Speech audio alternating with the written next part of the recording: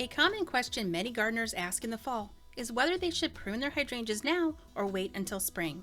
The answer can vary depending on who you ask and what type of hydrangea you're growing. With our research and years of experience, we're here to take the guesswork out of fall pruning. Hello fellow gardeners, I'm Amy from Gardening Know-How, and today we're talking all about hydrangeas. Contrary to popular belief, hydrangeas don't require much pruning, and cutting them back too much can actually reduce their blooming potential. Some types bloom on old wood, which means they had formed their flower buds the prior season.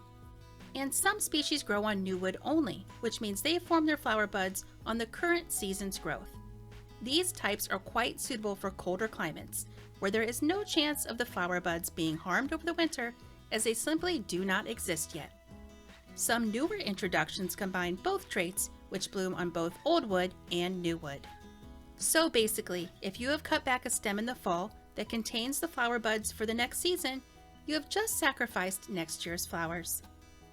This is why it is so important to identify what type of hydrangea you have before you reach for those pruners.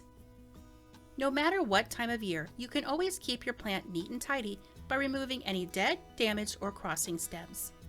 So let's get into the four main types of hydrangeas, and we will start with the easiest. Panicle hydrangeas, sometimes referred to as PG hydrangeas, are Hydrangea paniculata varieties that bloom on new wood only.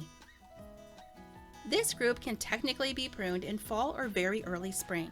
However, we highly recommend waiting until the spring. As you can see here, in mid-October, there are no buds present for the next season, as they won't be produced until the next spring. Plus, the dried flower heads create really nice winter interest. Tree hydrangeas, which are grafted panicle hydrangeas, would follow the same rules.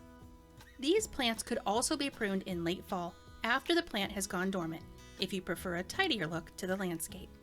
Here are a few key characteristics to help you properly identify, prune, and care for panicle hydrangeas.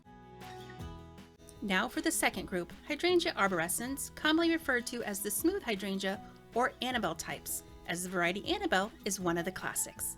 Now, just like the panicle group, this particular species is very easy to care for, and yet again, we suggest pruning early in the spring and not the fall, as this group also blooms on new wood only. As you can see here, there are no buds present for next season, as they are not produced until the next spring.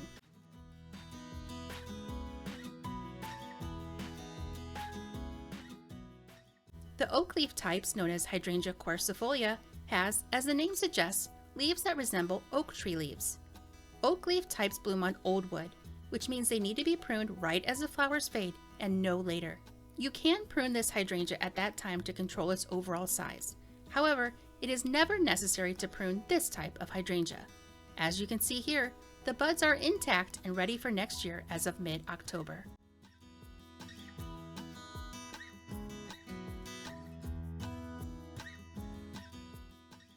Finishing off is the Mophead series or Hydrangea macrophylla.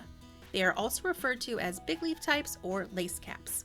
Members of Hydrangea serrata also fall under this category. This is by far the most difficult species of hydrangea to give advice for. All hydrangeas in this group bloom on old wood, but some of the newer introductions bloom on both old wood and new wood. These new introductions are very valuable, as many homeowners in colder climates would often lose all of their overwintered buds to a late spring frost or freeze. As you can see here, the plant has already produced buds for the next season as of mid-October. Since most varieties bloom on old wood, you should only prune just after the blooms are starting to fade. However, we recommend to avoid pruning this type of hydrangea, except to remove any completely dead branches in the spring once the plant starts to leaf out. You will notice the difference between a viable branch and one that will no longer be used by the plant. The branches that can and should be removed will be very woody, possibly hollow-stemmed, and lighter in color. So instead of frequent or drastic pruning, focus on light maintenance for this group, such as removing dead or damaged wood and shaping the plant as needed.